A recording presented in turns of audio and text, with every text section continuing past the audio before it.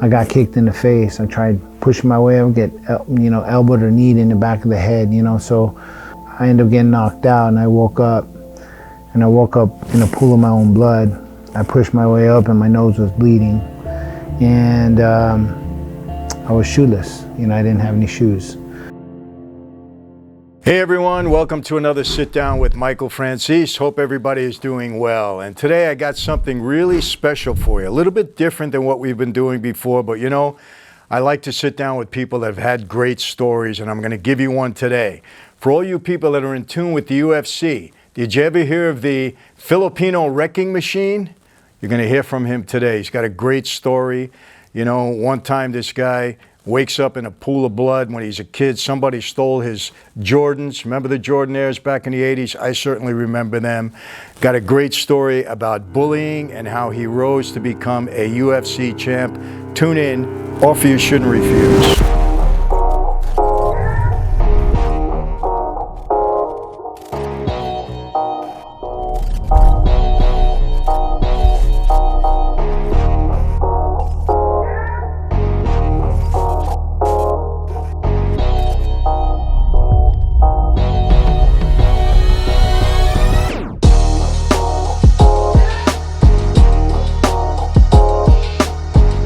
So Mark, very interesting how we got together. We have a mutual friend in Jay Emma, who I was explaining to you off camera is probably one of the most connected guys that I know. Yeah.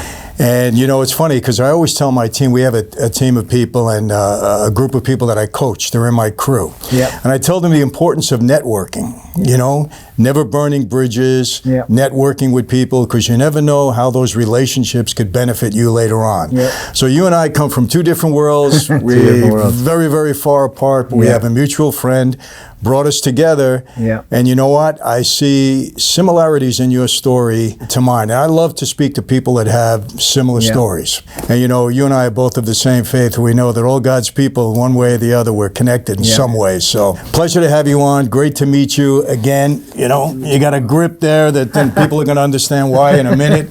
But just really great to have you on. Thank you. Thank you for having me on. Truly appreciate it. And Jay, I have a mutual friend that I have with Jay, who is Derek Moore, who I coached in college, and he was a national champion for us. And so he, for a long time, tried to get us connected for a long time. And so we got connected, and then now Jay connected us together. So it's pretty awesome. So thank you for having me on. That's how it goes. Oh, you're very welcome. Again, the power of networking, so important. And one of the things that really intrigued me about you is where you got started, your childhood, a couple of things that were really important. Something that, has always been kind of a pet peeve of mine. And you tell the story about how you were bullied when you were a young man. I'd love for you to tell our viewers, how that came about, what happened in your life, and how, how that impacted you and affected you later on, and obviously in a big way. Yeah, it did. I always talk about your life experiences shaping and molding into who you are and who you become. Well, I grew up in a city called Vallejo, California, which is tucked in the San Francisco Bay Area, right in between San Francisco and Napa, which is like right in between there. And, Richmond and Oakland are just right around the corner as well. But I got to ask you, drink a lot of wine from up in Napa? We've been known to drink some wine out there. I'll tell you what, I love Napa Valley. I was up there a couple of weeks ago. Love the place. But it's awesome. It's beautiful. Yes. But Vallejo kind of sits in that kind of, it's kind of the gateway to the Bay Area. So a bunch of bridges kind of connect in Vallejo. I grew up, and back when I was growing up, the Jordan shoes were very popular. And I asked Santa for Christmas. I said, I want some J's, and so my parents were Santa, and so they gave me J's. Oh, actually, I should probably not say that, but that's okay. So, but we have mostly older people and adults watching this. Yeah, we're good. Perfect. Yeah, so for Christmas, I opened up some Jordans. I couldn't believe it, and I just, I was 13 years old, and I was so happy. I went to my Nerf basketball hoop, started slam dunking like Michael Jordan, I actually had them on when I fell asleep, and my parents had to take them off. And the very next school day, I went to school, and as I was walking through the hallway, to the right of me by the lockers, a group of guys said, "Hey, yo, break yourself off for them J's," you know. And so they were threatening me for my shoes, and so kind of, you know, I looked at them and I was like, "Oh wow, there's a bunch of them." So I just scurried away from that. Well, every day I saw people, not every day, but I mean, kind of, you know, occasionally I would see people, you know, getting bullied, physically bullied, you know, and I'm like, man, I hope that doesn't happen to me, you know. And so always thought it would never happen to me. And then one day, as I was walking home after I played basketball at an open gym, I had my Jordans on, and I was walking home, and I ended up getting bullied by 5 guys. And they jumped on top of me and, you know, started beating me up, you know. And so... And you weren't a big guy, Mark, No, right? no. So when I was in 8th grade, I was bigger for 8th grade. I mean, I weighed about 150 pounds, you know, but I was, you know, I mean, I was 5'6", you know, 5'7", around there. Were you an aggressive type of kid at that point? No, I wasn't. Just real calm? Just calm and, you know, just minding my own business, you know. And so I was never, I mean, I did play football, you know, so I was like physical, but, you know, when there's 5 guys on you, I mean, there's not much that you can do, you know.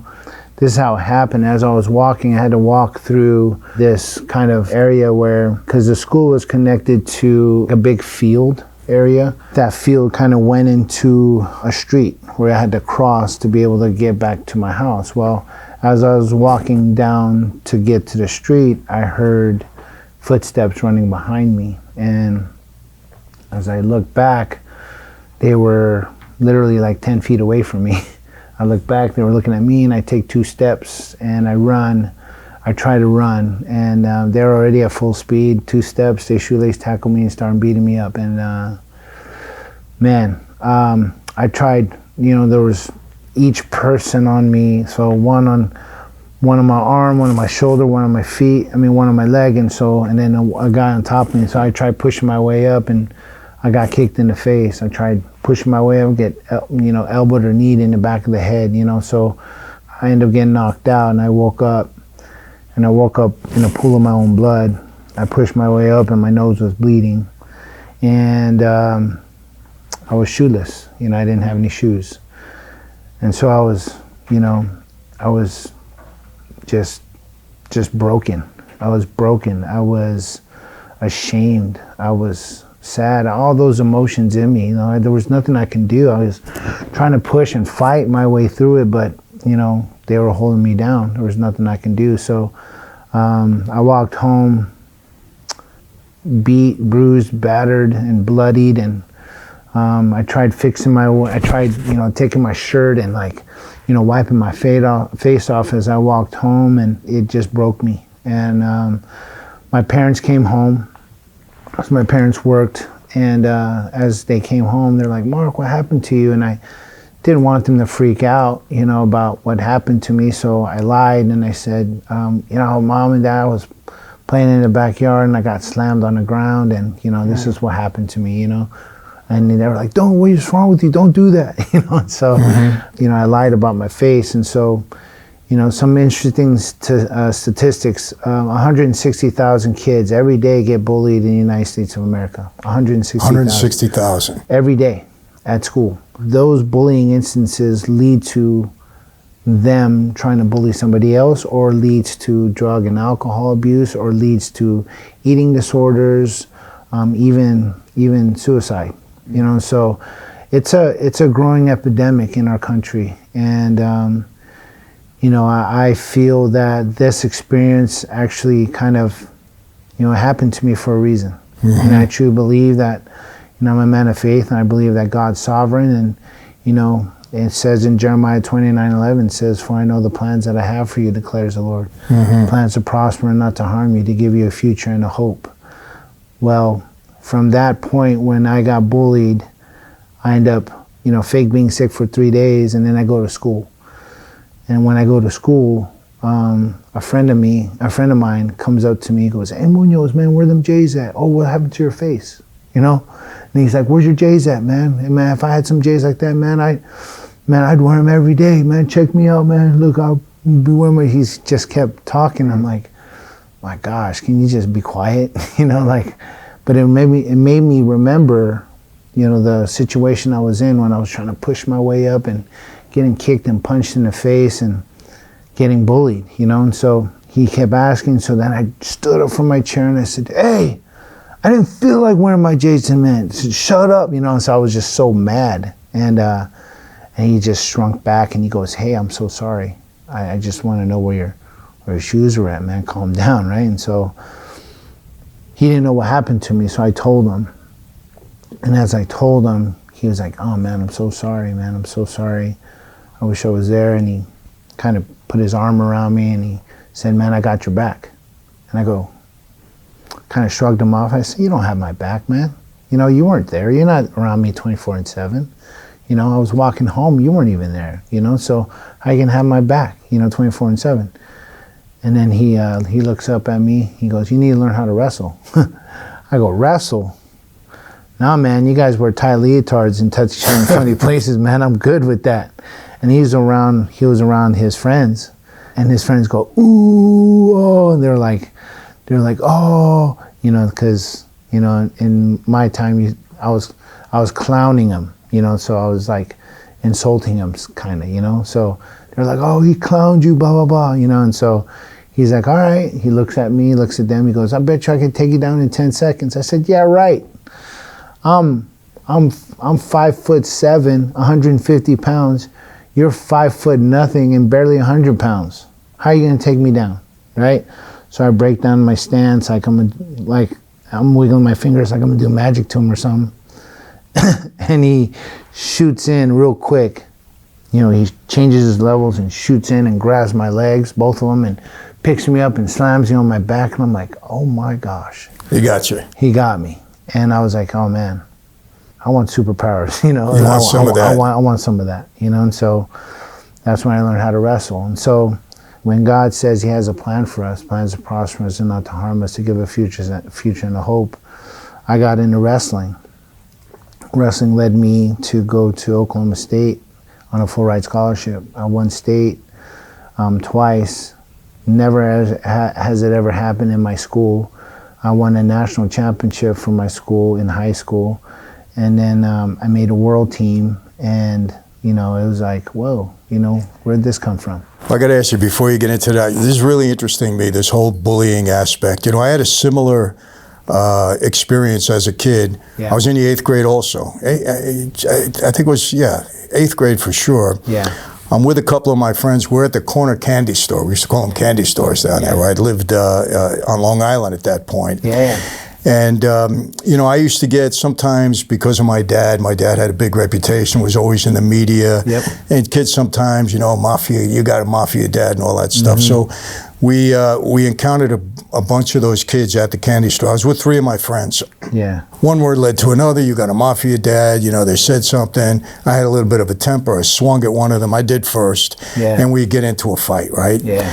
And they were bigger than us. And before you know it, there was about 6 of them. There was 4 of us. And they were putting a hurt on us. But we were fighting. And then some guy comes out of nowhere, Mark, and just hits me with a baseball bat in the stomach. And I keeled over. And it was actually high. Actually, it cracked my rib. We didn't know until later on because the pain persisted. Yeah. But what got me, my friends ran away. Yeah. And I was there fighting, and they got the best of me. They beat me up. Yeah. And I went home, I'll never forget, and I had tears in my eyes. Yeah. I was in pain, but I was more hurt that my friends ran away. Yeah. And when I got in the house, my mother was a tough one. My father had the reputation. He was who he was on the street, but in the family, he was easier. Yeah. And my mother said, what are you crying for? And I said, well, I just got into a fight. Well, she hit me because I was crying. She said, you don't come home crying. You do what you got to do. And if you got to take a beating, you take a beating. And my dad said, hey, he just happened to be home. Hold on a minute. Yeah. And I explained to him, I said, Dad, I'm not crying. I am in pain, but I'm crying because these guys ran away, my friends. Yeah. And he told me, he said, let that be a lesson to you. Yeah. He said, what friends are really all about. Friends will stick with you to the bitter end. Mm-hmm. It impacted me in later life that, when you tell me you're my friend, you better really be my friend. We we got to be in the trenches together. And I learned that. So that's how it impacted me. Yep. Interesting how it impacted you. You became a wrestler as a result, and you didn't want to tell your parents because you were embarrassed of what happened? Is that what it was? Yeah, I was embarrassed and I was ashamed because I saw it happen to other people. And like in my mind, I was like, this is never going to happen to me. And I just had that set in my mind. And when it did happen to me, I was like, there was like something inside of me that just wanted me to like I wanted to like keep it within myself and not tell anybody. And that's what happens in a lot of bullying instances, is you keep it in and not tell anybody. Well, when you don't tell anybody, you're actually participating in the problem because nobody knows. Right. So that's what I did. And I was ashamed. And I can understand that. You don't want to feel like somebody got the best of you. It's, maybe it's I don't want to say macho. I don't think that's the right word. Maybe it's just a manly or male instinct not to want to say that, somebody got the best of you. Yeah. But it is wrong. And that's, I think that a little bit of it had to do with it. And for whatever reason, I didn't want to reveal it, at the time, because, I guess I was prideful. I guess my pride was like, no, this wasn't going to happen to me. And then when it did, I was like, oh man, I don't want anybody to find out, Did you ever retaliate in any way? Did you ever see those guys again? Or So I end up, this is years later after I graduated from high school. Mm-hmm. So I graduated from high school and we had fall break at Oklahoma State. And during fall is football, so after my freshman year, I came back for fall break. And, I was this guy that around the city was known because I was in the newspaper a lot because I won this and I won that. And so I was known. So you really excelled at wrestling? I really excelled at wrestling, because I was a 2-time state champion and a high school national champion. No one's ever done that in my area ever, ever. I was written about a lot in the newspaper. Well, I come back for a football game and I was hungry. I was like, oh man, I gotta eat. And so I was standing in the snack bar line and I was waiting there, and the snack bar was actually by the gate. And so I was waiting there, and there was a guy that was holding his significant other, his wife, his girlfriend, but then he had a baby in his hand too. So as he walked through the door, I saw him, and it was one of the guys that actually, bullied me. And there was an urging, there was a pushing of the spirit, saying, hey, you need to go up to him. I was like, I don't want to do it. I don't want to do it. And anyways, as he was walking up, I was like, all right, so I went up to him. Well, when I went up to him, and it's kind of like the gate was here, and then there's a big like brick wall kind of surrounding the field, because the field was on the other side, and you had to walk around to the seats. Well, the snack bar was here. I saw him from afar, probably like, 20 yards, and I walk up to him. So we're by this brick wall and another brick wall and the gate and the snack bar. And so as I walk up to him, he sees me. He sees me and he goes and he takes his baby, hands it off to his girlfriend or wife, and he was ready to go. He was ready to go, and so as I went up to him, I was just like, hey, I just want to thank you. And he looked at me, he was like kind of puzzled, like, what, what's up? Like, and I was like, hey, if that didn't happen in my life, I wouldn't be who I am today. And because that happened in my life, I was able to excel and become who I am today now. And now I got a full ride scholarship, and I'm going to school for free, because I found wrestling. So hey, I just want to thank you.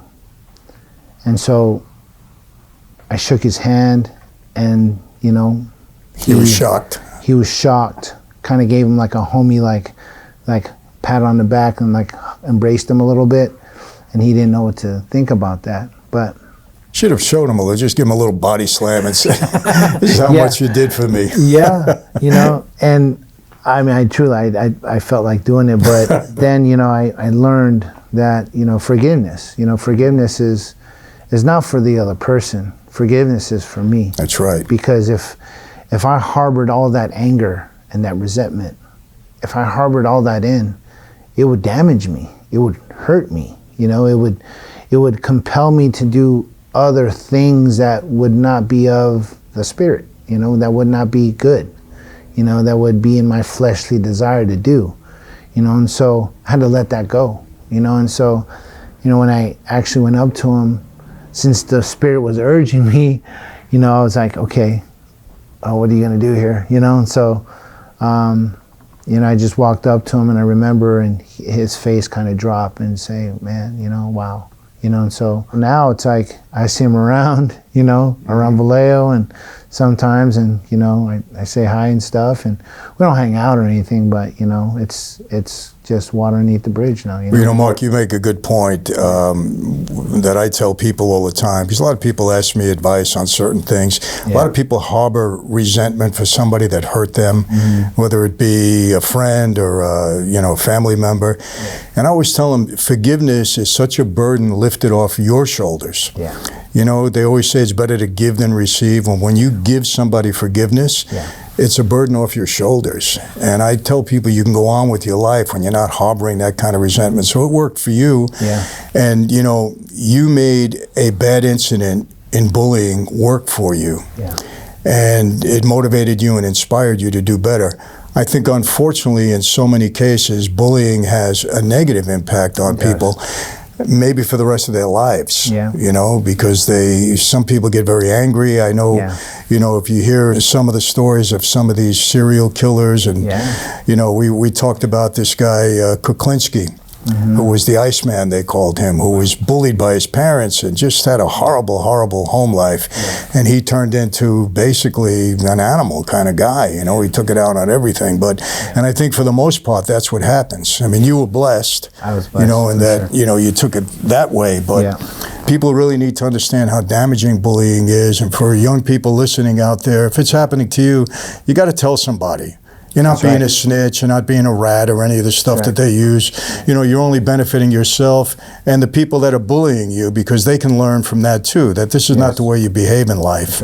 So, and Mark, is an example of that, in that, he didn't retaliate, he made it work for him, but he did hold it in. But later on, he was able to, rectify it with at least one of the person that bullied him. But it's a very difficult thing, and I think it's going on. It's been on as long as history is here. But for some reason, I hear a lot more of that lately. A lot more of it, and I don't know why.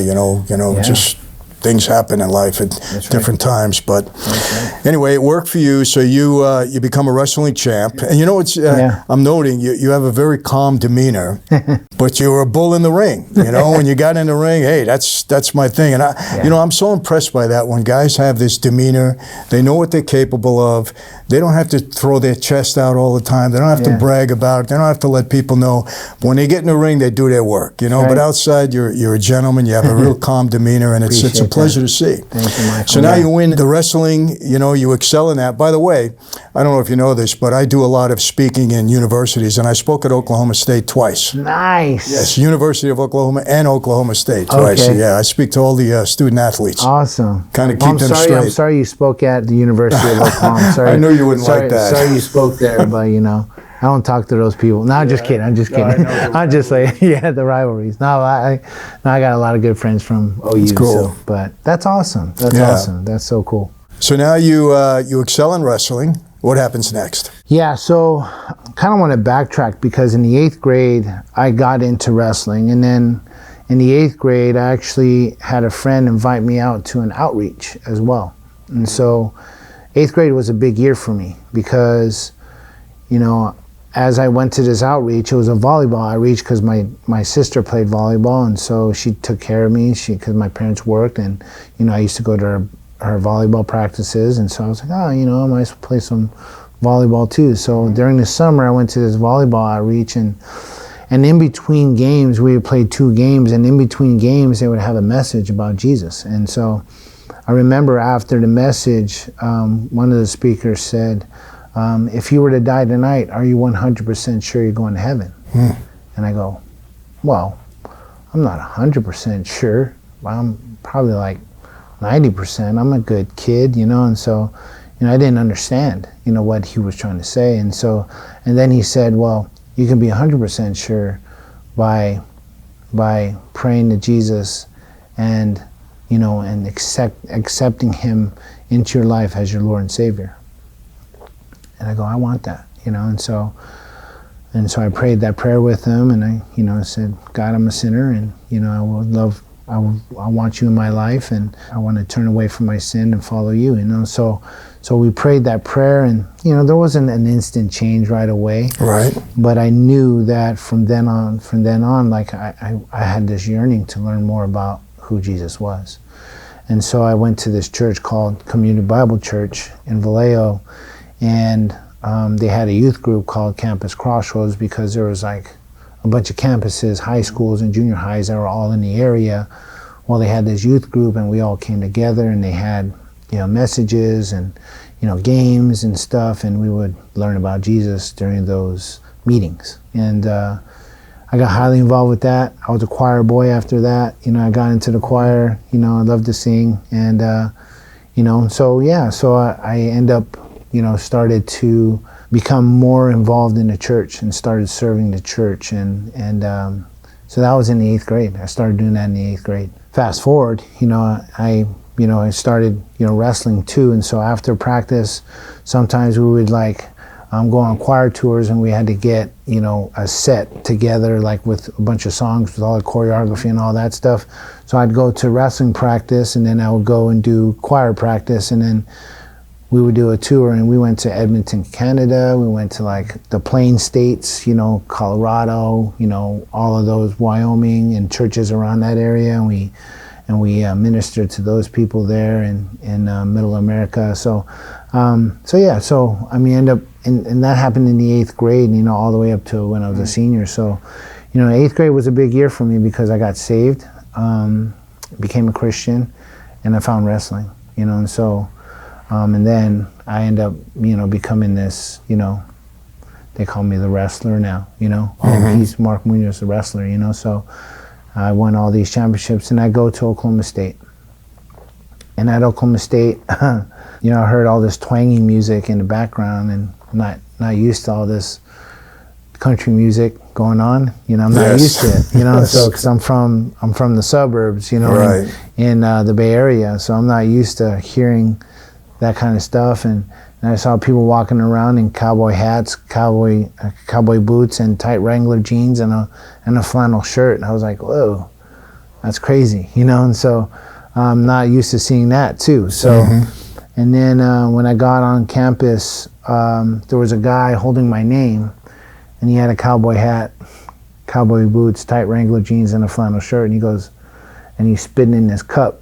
He had a big old bump on the side of his cheek. And he's like spitting in his cup. He goes, hey, you Muñoz? I go, yes, sir, I'm Muñoz. And he goes, huh? He's spinning in his cup. He goes, huh? You mind me asking, son, are you some type of Mexican? I'm like, oh, what? Some type of Mexican? I thought there was only one type, you know? And so I go, no, sir, I'm Filipino. He goes, huh?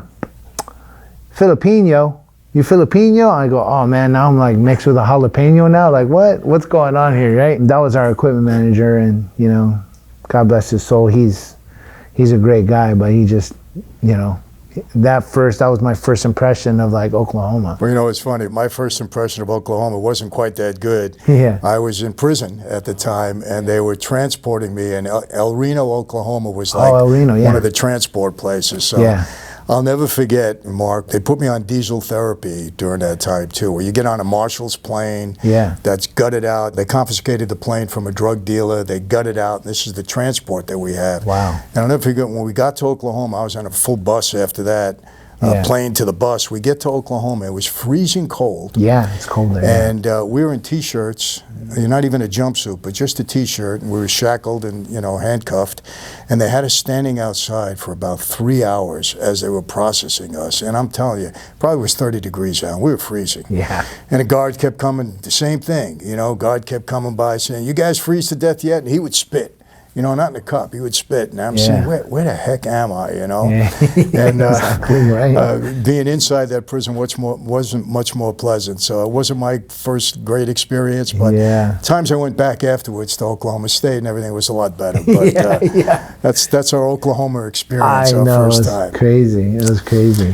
Another thing I want to bring out, I'm so glad you talked about your faith.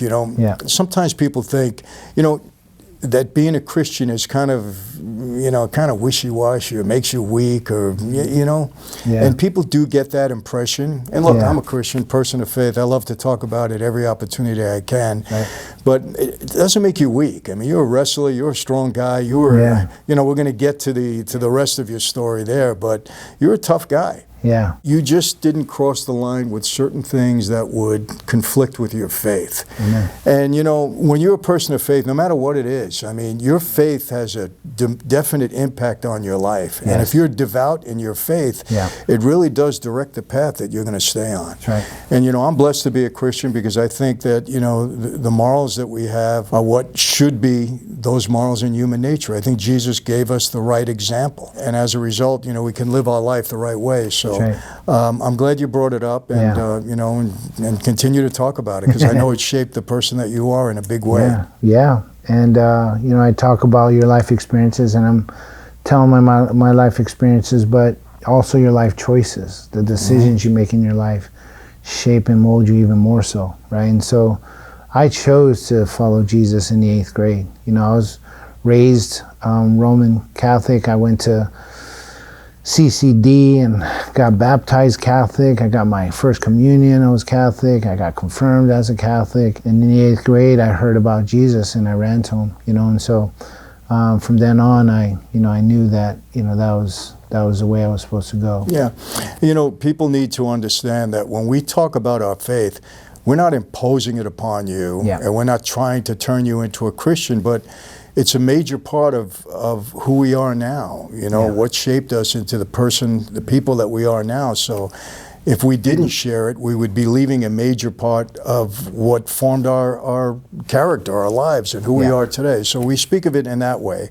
Right. And I just want to make people understand it because people always get the idea that we're starting to preach. We're not preaching. This is our lifestyle. This is what we believe. And this had a tremendous impact on our life. So we talk about it because to leave it out would be wrong. That's right. Amen.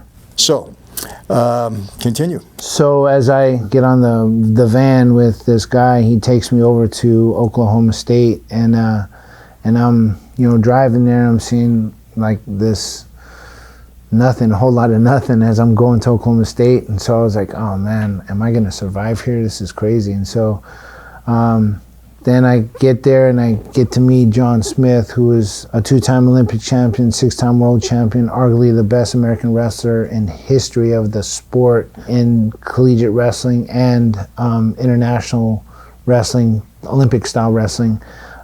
He was my coach. And so I met him and I was like, oh man, I remember watching him when I was little, and so excited to meet him. And then I went to the dorm and I met this guy by the name of Pat Popolizio. Pat Popolizio was my roommate. He's from upstate New York, from Schenectady.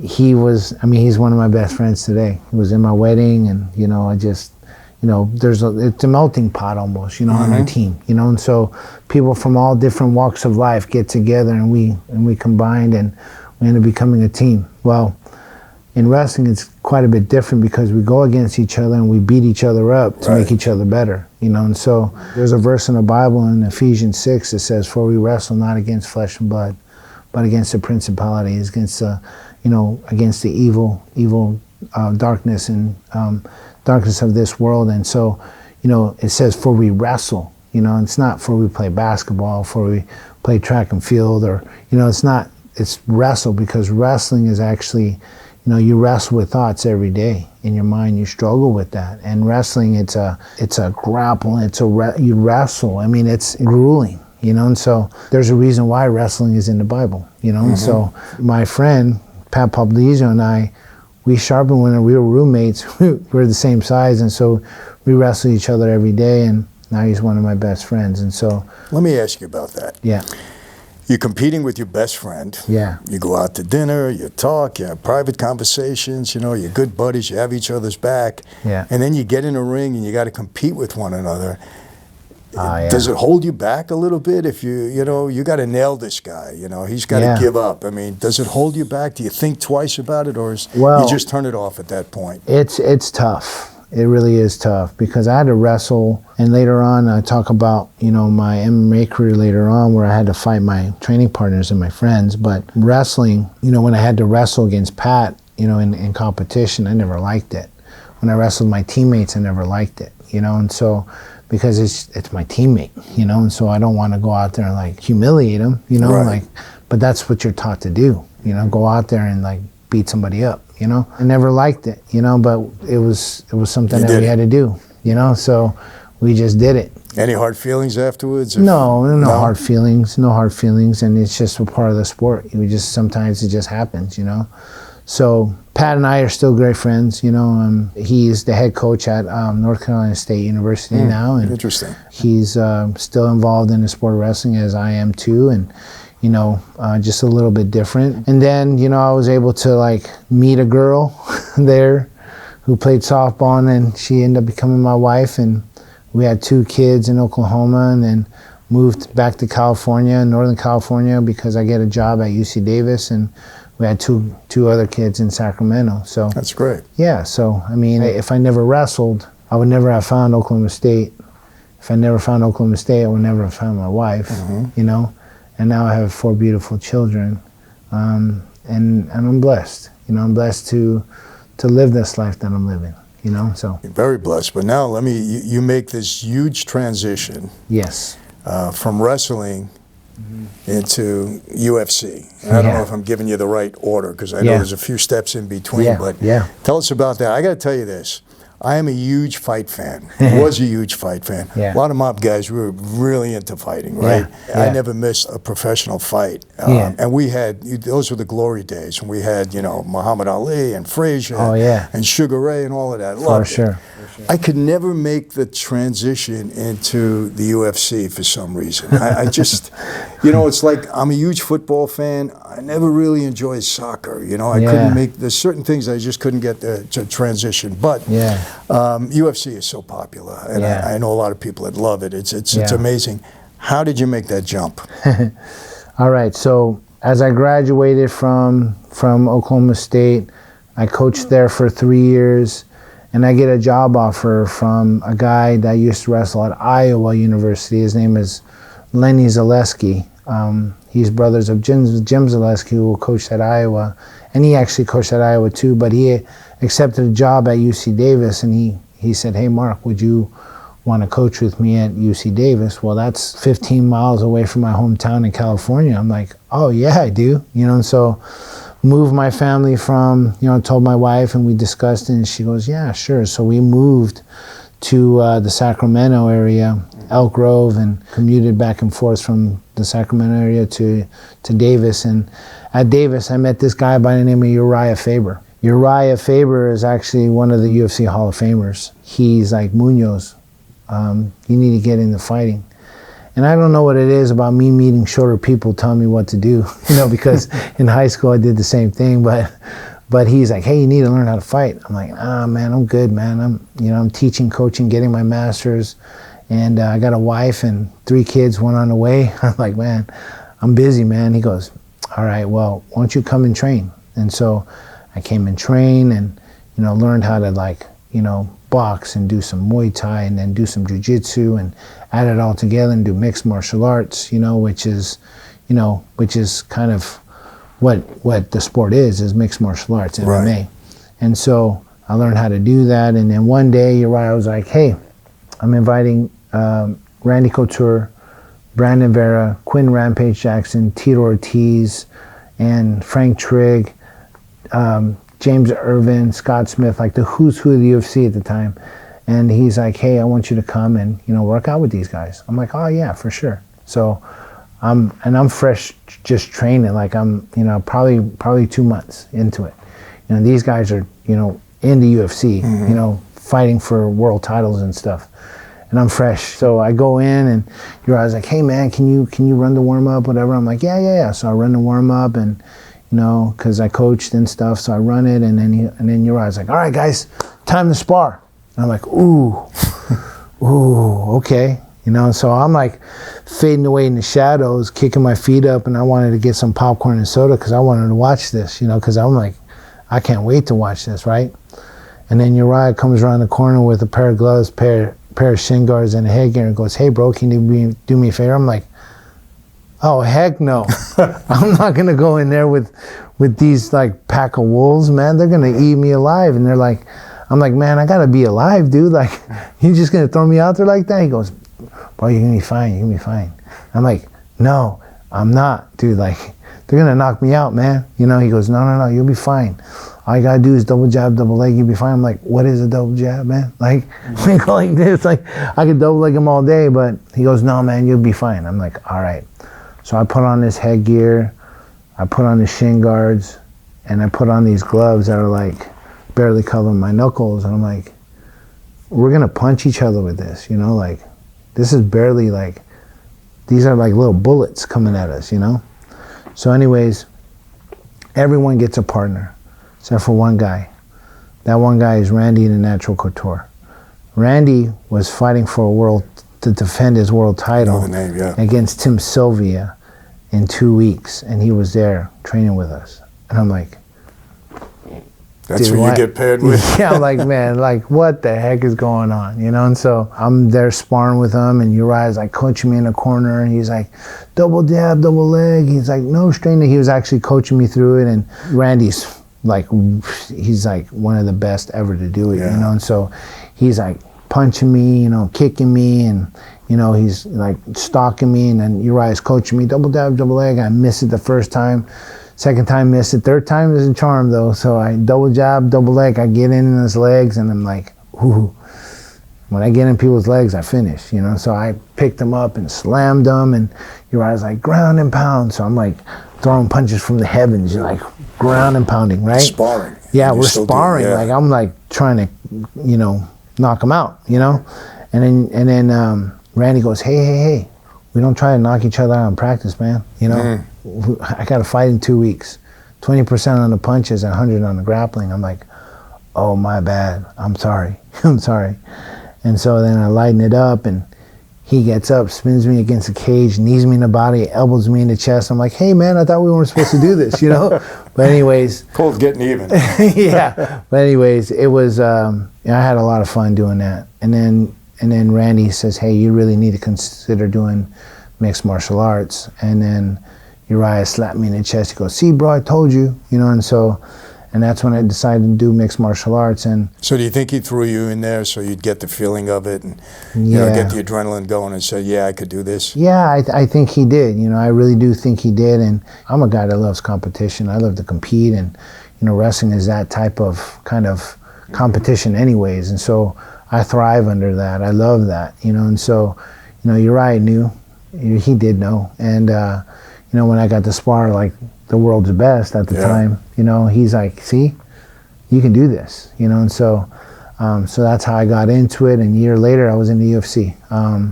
I decided, and a year later, I was in the UFC. And Mark, does anything go in the ring there? I mean, is there anything that you can't do? Because I've watched a couple of bouts. Yeah. I told you, which I'll bring up again, Anthony Pettis, but I've watched a couple of bouts. Is there anything you can't do? Yeah, so there's rules. Now, in the early days of the UFC, you could like knee somebody on the ground, like really like if you take them down, you can knee them in the head and stuff like that.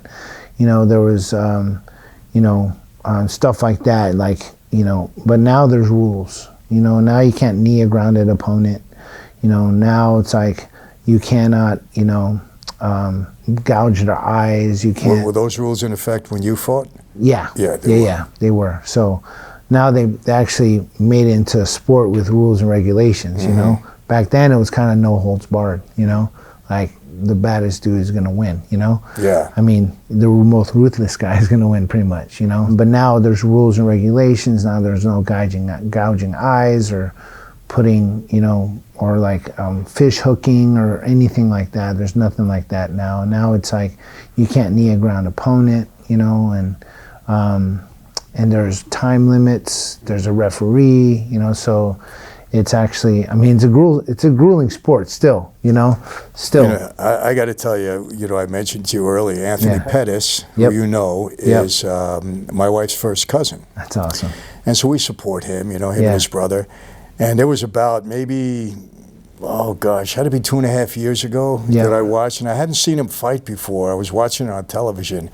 He got beat up so bad. Oh, yeah. Yeah, and he's good. I mean, he was he's champ. good. No, he's good. And I sent word to him. I said, man, tell him to hang it up, you know. Yeah. He went right back in the ring a few months later. He's been fighting since, and he's done okay. But, man, that is a brutal sport. It is a brutal sport, and it shows definitely, like, things that you need to work on, definitely. If you haven't worked on that, it'll expose the things that you haven't worked on, you know. And so, but Anthony's considered one of the best fighters in the world. You know, he's good, man. You know, but some nights aren't your nights sometimes. You know, I don't know what happened that night. But, you know, you had a lot of success. You won a bunch of titles. Yeah, you had a good record. You don't look like you got too beat up. You know what? I did have my fair share of losses. You know, so I had 6 losses, but I had 14 wins. Right. But you know, those losses came to, like, you know, top guys in the world, you know, like 1 or 2 or number 2 or number 1 ranked guys in the world. I've had a great career, you know, and how many years was it that you fought? Oh my gosh. So I started in 2007 and I ended in 2015. Yeah, so 8 years, you know, in the UFC. My whole career was in the UFC. I didn't fight anywhere else. I mean, in the beginning, you know, you got to fight like little fight circuits here and there, but I mean, I was in the UFC right after the first year of training, pretty much, you know. And so I fought in this organization called WEC, which is World Extreme Cage Fighting, and then I fought in King of the Cage one of those times, and then the UFC bought the WEC, which I was one of the fighters, and then they called me up to go to the UFC. So that's why I got pulled into the UFC like really early. You know, and so, and then my whole career was in the UFC, pretty much. Mark, I got to ask you, the famous Filipino that I know is Manny Pacquiao. Yeah. You know, and you know, it's funny. I watched all of his fights. I love him. He just had such spirit, such, you know. What is it about you Filipinos, man? He's running for office or something in town. Yeah, he's a senator, actually. He's a senator. He's a senator in the Philippines. Do you know him? Yeah. I actually trained with him over at Wildcard Gym in LA with Freddie Roach. Freddie Roach, when I first moved to California and I didn't have my gym, I went to Wildcard Gym to train with Freddie Roach, and Freddie Roach was gracious enough to hold mitts for me and was able to, like, just teach me. I went there, and Manny was there too for his camps, you know, and so they would shut the gym down between 1 and 4 o'clock, but they allowed me to stay in there.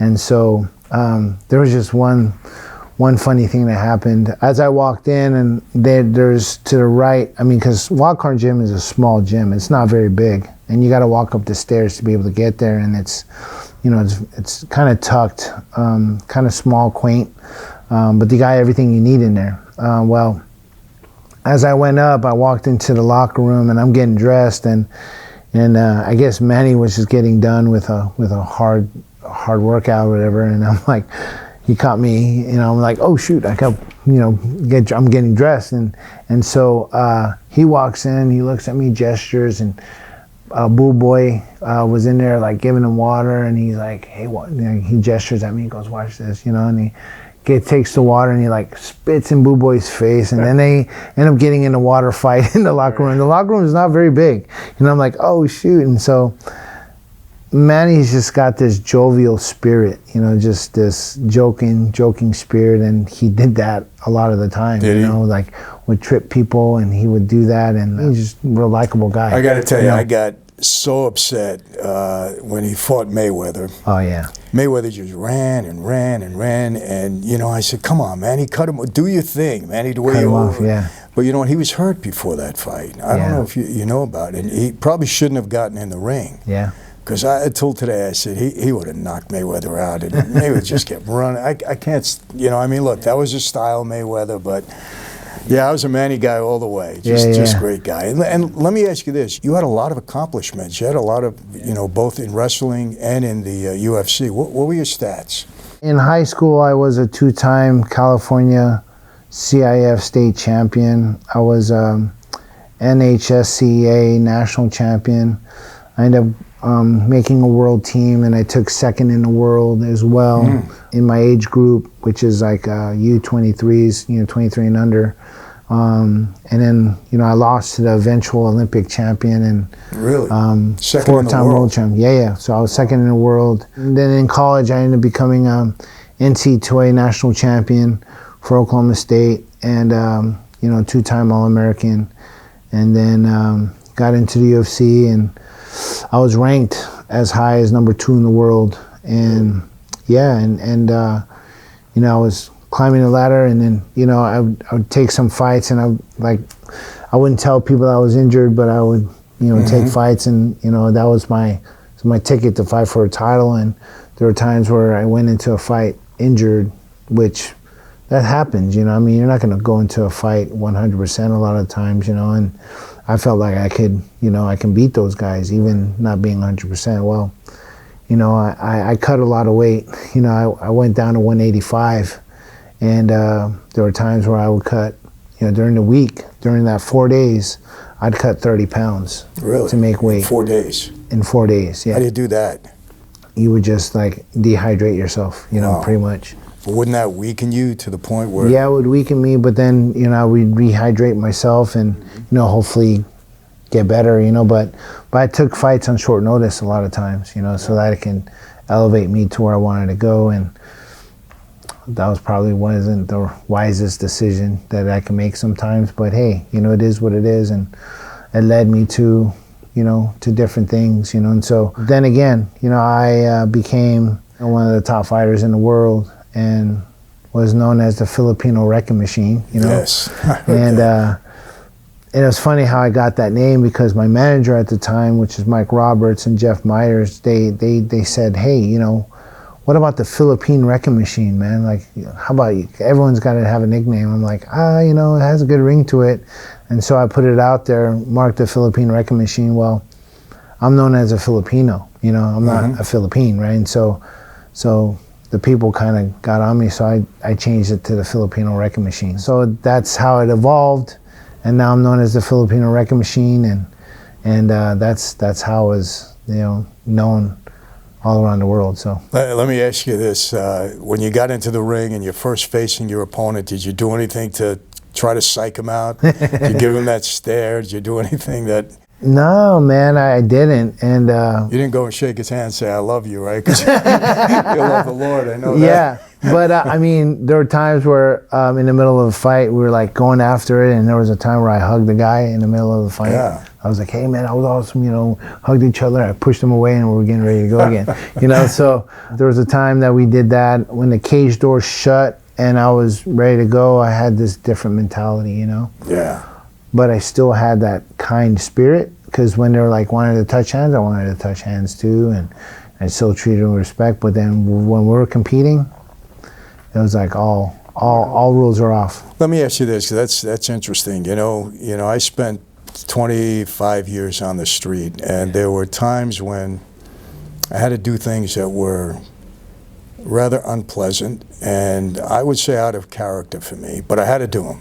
You know, you get an order in that life, you had to do them. Yeah. And I kind of stepped out of myself for that time limit, and it's not like it became somebody else, because it's still you, but I had to take on a whole different personality for that moment. Yeah. You being, you know, the mild-mannered guy you are, when you got into the ring, would you say you stepped out of yourself, or was that just another part of your persona?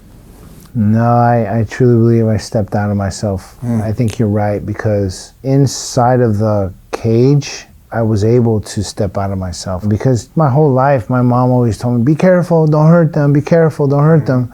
Well, finally, I was able to, like, not be careful and be able to hurt somebody, you know, which is not in my character to do, you know, so I had to step out of that and, you know, compete in a sport where you hurt people, you know. So that, I mean, it's kind of crazy that I'm known as the nicest guy in the UFC, but we actually like hurt each other while doing it, right? And so it's kind of an anomaly, you know. You know, it's kind of like what? That's nuts, you know. But it's a sport, and we compete in a sport with rules and regulations. And you know, I don't go out there and gouge people's eyes out. I don't, you know, do illegal stuff, but I do within the rules and regulation of the sport, you know. And so afterwards, I treat them with honor, respect, and dignity, and love. And you know, I just, hey man, you want to come train? Come train. And a lot of my ex opponents end up training with me. Interesting. It's a great time, man. So that's what happened. Become the that other guy. Yep, that's right. Yeah, I'm sure people would be interested in knowing this. The most memorable time in the ring, most memorable fight, most memorable competition. If you had to pick one, I know it's probably hard, but if you had to pick one. I think my most memorable fight would be against Damian Maia. Damian Maia is known as one of the top jiu-jitsu practitioners in the sport of MMA. One of the top fighters in the world and one of the most lethal guys out there. If he gets you on the ground, you're going to get choked out or submitted, you know? So in that fight, I mean, if you watch that fight, you'll see, you know, a lot of my cornermen and everyone that trains with me says, don't take him down, just stand up with him. And I'm like, no, I'm going to take him down. And so I took him down a lot, but I didn't engage with him where he was strong, you know? And so, I did beat him. I did beat him in a unanimous decision, but I took him down and, you know, I got on top and I beat him up, but a lot of people didn't think I was going to do that. That's one of my, most memorable fights for sure. Let me ask you this. I had a sit down with Mike Tyson and a fellow by the name of Joe Egan, you know, from London, who sparred with Mike. He's a good pro also. And they said to me, and Mike said this too, I was surprised because he was so ferocious in the ring, but he said in every fight, as he walked into the ring, he was nervous. Oh, yeah. Yeah, and the nerves were there. He said until that first round came in. Same way with you? Oh, yeah. Oh, yeah. And there's always nerves. I mean, you're going to have sweaty palms or you're going to have like, you know, clammy, you know, just clammy skin. I mean, you get nervous. Yeah. Because there's ramifications if you do something wrong, you know. I mean, there's nerves, you know, but you got to learn how to deal with those nerves too, you know. I mean, you know, there's someone that's going to want to hurt you on the other side, you know, and so you got to learn how to deal with that. Well, I was getting my master's in sports psychology, and there's a psychological skills technique which is called countering. Like you would counter a jab with an overhand right, but you would counter a negative thought with a positive concrete fact, right?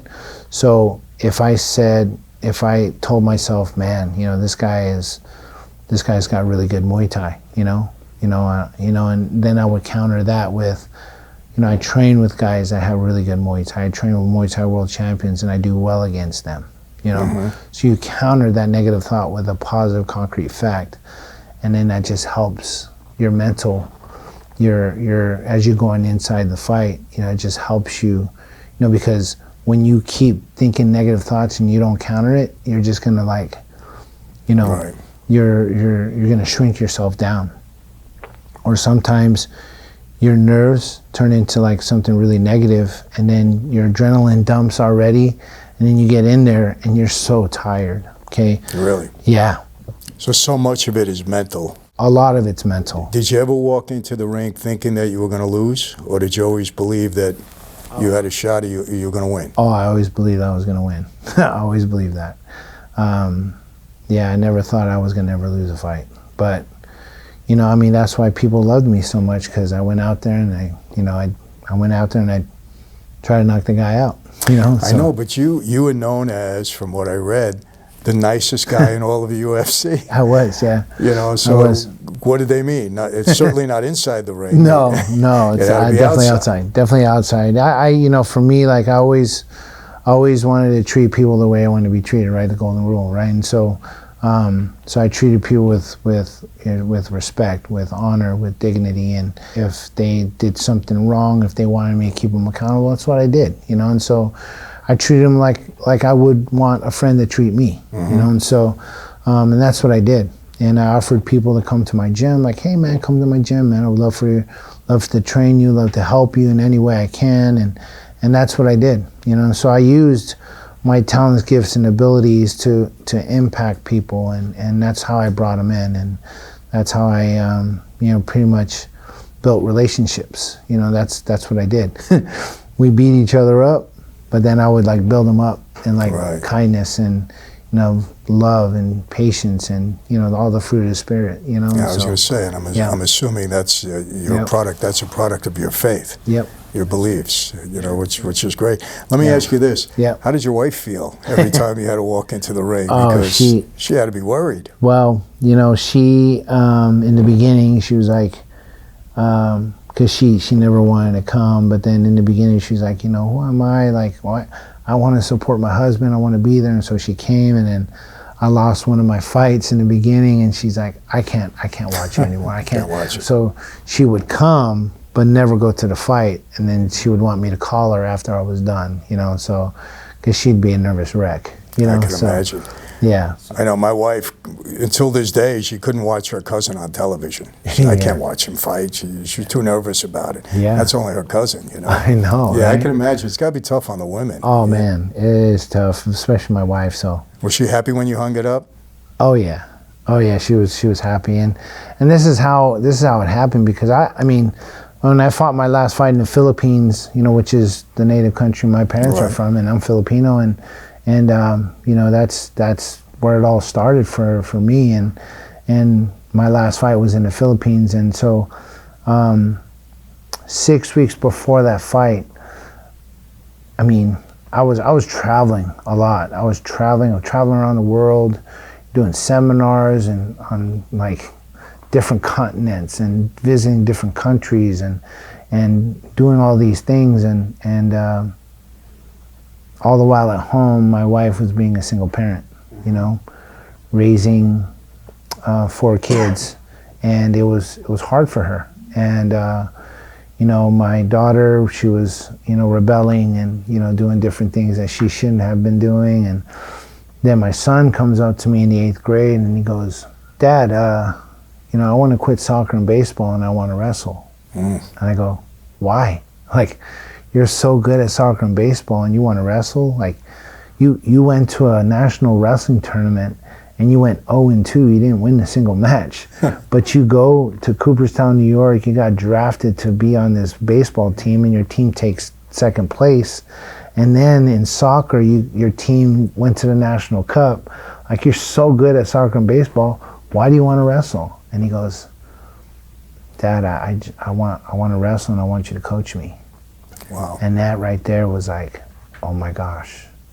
That was the straw that broke the camel's back, and I just like, I started bawling, and I was like, that was it. You know, I mean, it was like, he landed an overhand right and smacked me in the face, and he was like, God did that, and he said, hey, you need to be with your family. So that was a time when you said, I'm going to hang it up. I'm going to be with the family. Wow. Yeah, and so that's when I hung it up. I said, okay, we're going to do this. So I announced my retirement 6 weeks before that fight.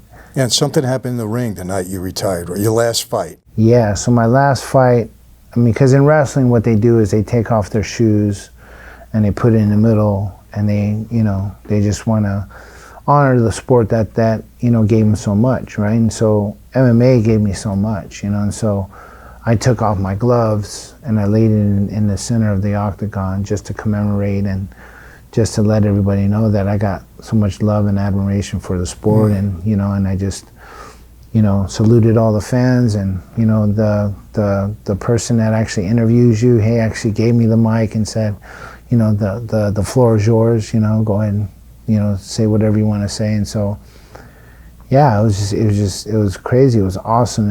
And I didn't have anything ready, but I just spoke from my heart, you know, and you know, the speech is on YouTube, you can see it.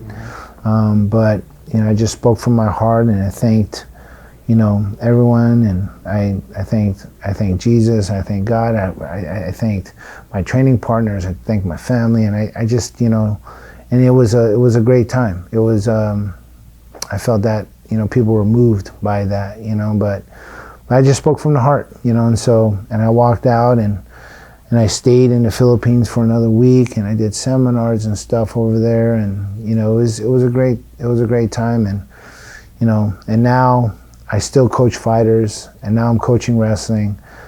My son, I ended up coaching him. How's he doing? He's doing well. He won a state title, won a national title, and then he got a scholarship to go to Arizona State University. So he's there at Arizona State now and doing really well. He made the right decision then. He did. He knew something you didn't at that time. Yes. And I just from that point on, I was like, I need to focus on my family, and now my daughter, she's serving at an organization called YWAM, Youth with a Mission, and she's in Kona, Hawaii, at one of the headquarters out there, and she's serving as a missionary. So and, full ministry. Full ministry. Wow. So she's doing that, and she got married, and now she's pregnant. I'm gonna be a grandpa in November. So congratulations. Yeah, thank you so much. First one, right? Yeah, that's my first one. Great. Yeah, my first one. So I'm gonna love it. Yeah, I'll tell you that. I know. So I'm life is good, man. I'm just blessed to be able to do what I'm doing, and I'm blessed to be here with you, and so appreciate you having me on your show. Well, Mark, I got to say this. You're obviously a very tough guy. You don't wrestle, and you don't get into a ring, in the UFC without being, a tough guy. Yeah. There's no other way to put it. Yeah. And yet you got a very calm demeanor, and you're a very likable guy, nicest guy in the UFC. Yeah. And you attribute that, I know, to your, number one, it is your character, but it's just your love of the Lord. Amen. And a lot of times, on this show, I try to, advise people based upon the experiences that I had in my life, and it's like with young people especially, I tell them the gang life, the mob life is not the place you want to go in your life. It's a dead-end street. Yeah. I often say this, the mob life is an evil lifestyle. And Mark, I'm really careful. I don't call the men evil. I was one of them. I just happen to be extremely blessed. I know that if God was not in my life and I didn't follow that path, I'd either be dead or in prison for the rest of my life. And I also know that's what I deserved. It's what I earned, having spent 25 years in the street every day in violation of both God's laws and the laws of man. But God had a different plan and a purpose for me. And the reason I say the mob life was an evil life, because I don't know any family of any member of that life that hasn't been totally devastated, including my own. Not my wife and kids, but mother, father, brother, and sisters. Yeah. Terrible happening in their life. And it's true of all the mob guys. Yeah. And the gang life, the same thing. I met so many of these young gangbangers in prison that, just their life was a mess and they're just starting out. So I always try to give that message to young people and to anybody that might be struggling out there, might be having challenges. There is a better way. Yeah. And, in this life, you have to do it the right way. You have to hold yourself accountable to the right person. For us, we hold ourselves accountable to God first, to our families next. We don't want to disappoint them. We don't want to hurt them. Yeah. We know our responsibilities to the Lord, and we try to act that way. So in ending this, what message would you have to say, especially to young people and to anybody out there that you think might be struggling, facing some challenges based upon your experience? What do you have to say? Because of my story, the story that I have, now I'm able to impact different people that actually went through the same ordeal that I went through, same situation, same bullying instance, and I was able to rise above it. Well, I want to give them hope to be able to do that. And so, for me, I talk about the 5 Ds, not the 5 Ds of dodgeball, because people see it as dodgeball, dodge, duck, dip, dive, and dodge, but I call it the 5 Ds to success, which is desire, direction, diligence, discipline, dedication, right?